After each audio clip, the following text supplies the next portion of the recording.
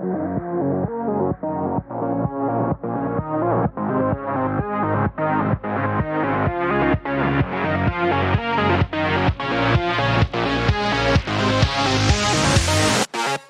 to Sportz Journeyz, presented by the Biz Dojo.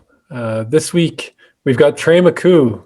Tre, welcome to Sportz Journeyz. Thank you for having me. Yeah, it's an absolute pleasure. So you are a basketball player, and you're down in Austin, Texas. Is that right? Yes, sir. And, just because this is sort of how we've jumped into these in the past, and, well, we had one episode prior to this one, but... all those past episodes. What got you into basketball? Was there a team or a player or an event? What was your inspiration? Oh man, I'd have to say, just at the age of 5, just having a basketball put in my hands, I just fell in love with it. Growing up watching idols like LeBron, Kobe, Carmelo, Anthony, and stuff like that, just really made me want to continue the course of playing basketball. I'm a big Melo fan. I think he's super underrated for what he did those Denver years. And then with the Knicks, man, he was lights out. Incredible. So you tell us a little bit about your story. How'd it go down for you? A little high school ball, and then I know you played some college basketball, but what was your journey through the ranks like? I started off high school freshman, played a little bit. And then my sophomore year, I got cut. And I had to come back and prove that I belonged my junior year. And in my senior year is when I met Armani Brooks, who happens to be in the NBA right now. And I became teammates with him. And he taught me a lot, just playing basketball, staying in the gym, staying committed. And I went from playing at McNeil High School to going to a junior college called Northlake. And I came in as a freshman, very undersized, but, just willing to work hard. And I happened to win a national championship my freshman year. So that was pretty huge. Nice. Yeah. And I returned back to that JUCO for my sophomore year and dealt with a little bit of injuries. I had fractured my foot midway through the season. So it was kind of tough to really, stay locked in. But we went back to the national tournament. We didn't win, but we finished 6th place out of all the teams, so it was pretty good. And jumped right past this one. What position do you play, Tre? You can put me anywhere. 1 through 5, point guard, shooting guard, small forward. It's whatever the team needs. I would like to play shooting guard just because of my size and how athletic I am, but if you need me to play a different position, I'm more than willing to. That's my position. I love it. You mentioned overcoming some injuries, which, pretty common in sports. How would you describe your mindset going through that? I mean, you're making some progress, you're feeling good, national championship, injury bug bites you. How have you kind of fought through that? Just being able to realize the bigger goal and coming back healthy and stronger than what I was before. And also just having the help of other people that have been through it and talking to them about it and stuff like that to make sure that I don't keep my head down because, injuries are a part of the game, but, it's how you respond to it. Who would you say you model would you say there's anyone you model your game after? Or do you play a certain style or, like you said, you're a team player, you'll go all over the court, but do you have like a preferred? My nickname in high school was, because my full name is Trejon, so they called me Trejon Rondo because I was able to do everything on the court. So that's pretty much what I modeled my game after for the most part. Are you like a playoff Rondo? Do you get up for the big games? Hey, whatever the moment is, I'm ready for it. So tell us a little bit about your experience after junior college. So injuries, didn't maybe get to complete what you wanted to, and what's your experience been like that as you try to transition into the pro game? Just waking up every day with the same mindset and goal that I'm trying to be a professional athlete. So staying in the gym, working out, like I said with Armani, being around him and working out with him and making sure that I keep the same mindset that I'm ready to be a pro and chase my dreams and stuff like that. Cause, it's kind of hard, waking up and realizing like, hey, I'm not exactly there yet, but I know I'm close. So just staying committed to it. You mentioned Armani. He's playing for the Houston Rockets right now, and he's gone through the G League, and he's had quite a ride himself. What have you learned from him that you've implemented into your game and your mindset? Anything specific that comes to mind? Shooting. As you can tell, he's a great shooter. So just being able to stay ready, locked in, and always focused on knocking down the open shots and stuff, and being the team player that, teams need me to be and stuff like that. It looked like JP was unpressing the mute button. I'm not sure. Yeah, I mean,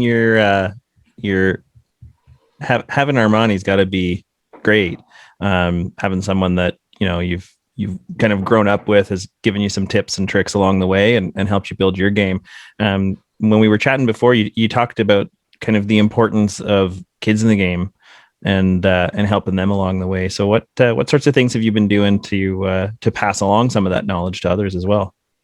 I would like to say working out little kids whenever I'm at the rec centers and stuff like that, teaching them the little things, the fundamentals, because that's the most important part of the game. Teaching them that it's a lot of like skill work that goes into it. You can't just show up and not work on your game and expect the results to be there. No, great lessons to learn young. Did you have any mentors in your early days that imparted some of those things into you?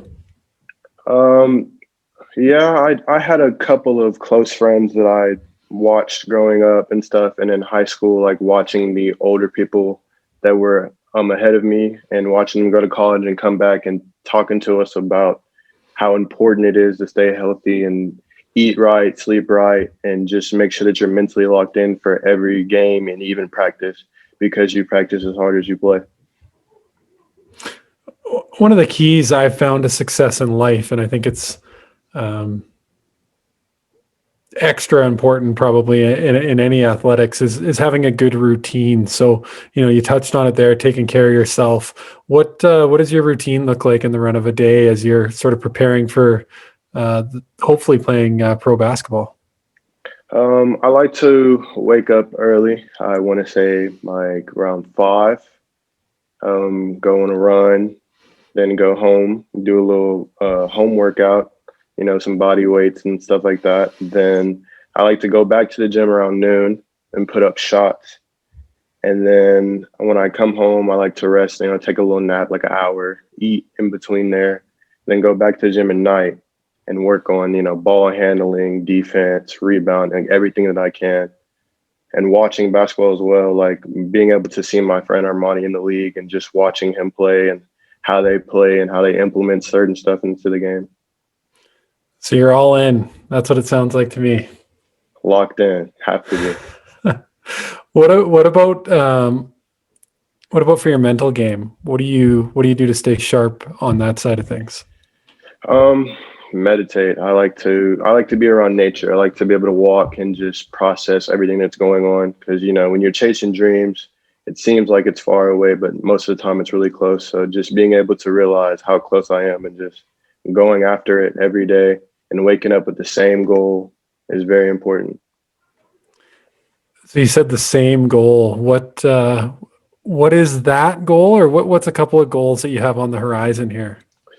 Well, I'm number one, being a professional athlete. That's been a goal of mine since I was 5, pretty much. And then like being able to tell other people, that I made it and like I've been where you've been. So like people that look up to me and stuff like that. So some mentoring, that's a thing that's important to you. Yeah, sure. Awesome. Anything else that you'd like people to know about you and your journey, Tre? No, just I keep my faith. I pray about it every day. I talk to God, and having a lot of great friends that keep me motivated, and my mom, she keeps me strong every day. just making sure that I get to my goal and working out and everything, and just people who really cherish and realize like the journey that I'm on, the thing that I'm chasing and what I'm trying to get to is very important to me. So I'm appreciative of that. So Tre, what are your next steps? What do you got in the hopper here? Hopefully the Canada League that's starting up. Hopefully they're starting interviews and stuff, so I get to talk to a couple people and start my pro career there. That's the number one goal. Hopefully, that's all I have right now.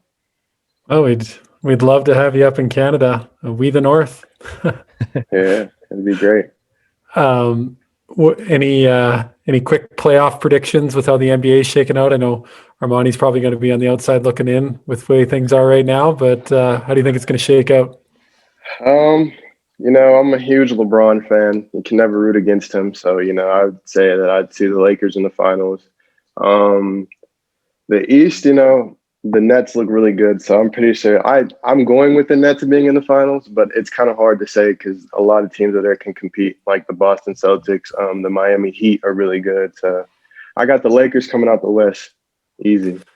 It's too bad Toronto's having an off year. The whole team getting COVID and everything. But yeah.